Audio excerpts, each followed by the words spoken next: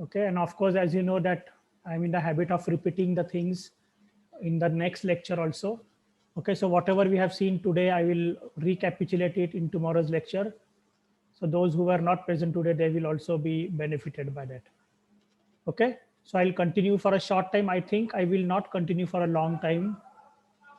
Okay, and because the concept is very important, I want everybody to be there, and I want a fresh lecture for that particular point. Is it okay? But since I have already made a beginning, I'll try Yes, to sir. Yes, sir. tell you whatever I had in mind. Okay, sir. Okay. So I was telling you that we are these dissociation constants are also very cumbersome numbers. We cannot remember them. We cannot manage them properly because these are very small numbers. They are 10 raised to -2, -3, -4, and so on. Okay. And therefore we convert them into the negative log, and therefore now we call them as the pKa values. Okay. pKa is like pH values. We are taking the negative log of that particular equilibrium constant. Okay. And then for example, I have said that if it is acetic acid, the equilibrium constant is 1.74 into 10 raised to -5, a very, very small quantity. And therefore I convert it into negative log value, and then it becomes 1.74. The negative log will be minus 0.24. Okay. And then 10 raised to -5, the negative log is 5. Okay, so 5 minus 0.24 and the value becomes 4.76. Is it right?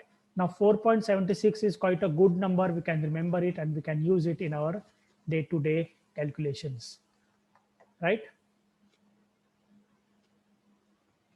Then another important Yes, sir. thing is if the acid is a strong acid, okay, I'm not saying a strong acid like HCl or H2SO4, a stronger weak acid. Okay, let me put it that way, a stronger weak acid. So essentially it is a weak acid. What is a weak acid? A weak acid is the one which doesn't completely dissociate in water. Okay, it will dissociate only partially, and therefore it will have an equilibrium constant. Remember that. Okay, so among all these weak acids, we have some weak acids which are little stronger. Some of the weak acids are weaker weak acids. Okay, so we can classify the weak acids as weaker weak acids and stronger weak acids. Okay, shall I put it here to avoid any confusion? Stronger weak acids. Okay, just remember this. So stronger weak acids have a higher tendency to lose the protons. Can you understand this? A stronger acid is the one which will give the protons more easily. Okay, so among the weak acids, some of them are slightly more strong, some of them are much weaker. Okay, so among these weak acids, the stronger weak acids will have a more tendency to lose the protons or give away the protons, and therefore they will have what is called as a lower pK value, because these are negative logarithmic values. Okay, lower pK value means the acid is a stronger weak acid. Have you followed what I'm saying? Just take Yes, this. sir. Just take this example. We have two weak acids. One is called as acetic acid, and the other is called as carbonic acid. Okay. The pK value for acetic acid is 4.76, and the pK value for carbonic acid is 6.35. Have you got these values? Acetic acid Yes, sir. pK value is 4.76, and carbonic acid, the pK value is 6.35. The question is, which of these two acids is a stronger weak acid? Acetic acid. Sir, Acetic. carbonic acid, sir. Why carbonic? Look at the statement written above. Sir क्योंकि अगर पीके इसका Look at the statement above. Sir, acetic acid was a lower pK. Yes, acetic acid has a lower pK value, and therefore acetic acid is more stronger than carbonic acid.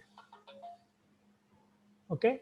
Remember, lower the pK value, more stronger the acid is, because these are negative logarithmic values. Okay, pK is the negative logarithmic value. Is it right? Yes, sir. So with the help of these small problems, I think it is you are in a better position to understand a particular concept. Okay, so PK is a very, very important topic in your syllabus. Don't ignore it. Is it okay?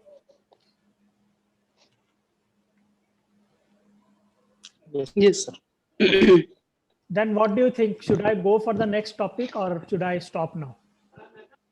Because what follows now is a very, very important part. It is how to determine the PK value by performing an experiment. Okay, in fact this experiment we also have it for the practical. Okay, from the practical point of view also we have to understand it, right? I do not know about your practical exams if you are going to ask me this question, but then what I am feeling is after our theory most of the topics are over, then I will spend some time only for discussing the practical part. Okay, so even if we are not able to actually perform the practical in the laboratory, we are going to discuss it as good as well as we are actually doing it in the laboratory. We are going to understand each and every step in the practical.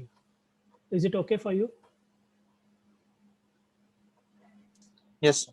Okay, Yes, sir. so the idea is I want all the students to be present for the practical discussion, and we are going to discuss a particular practical one by one as if we are actually doing it in the laboratory, so that you will understand each and everything about the practical, right?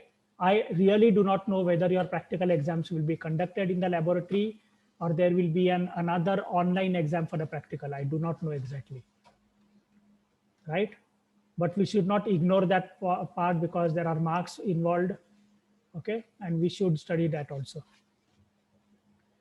Then another important thing which I want to tell you is please take utmost care of yourself, take care of your family, take care of your friends, because the corona situation is really on the rise everywhere in India.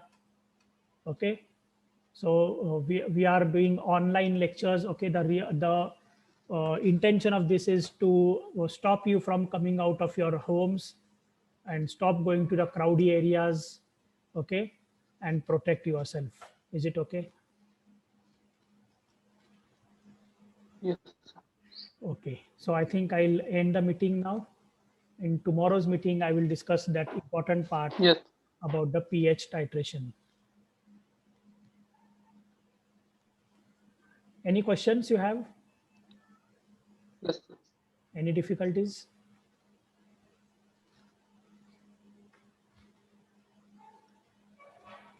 No, sir.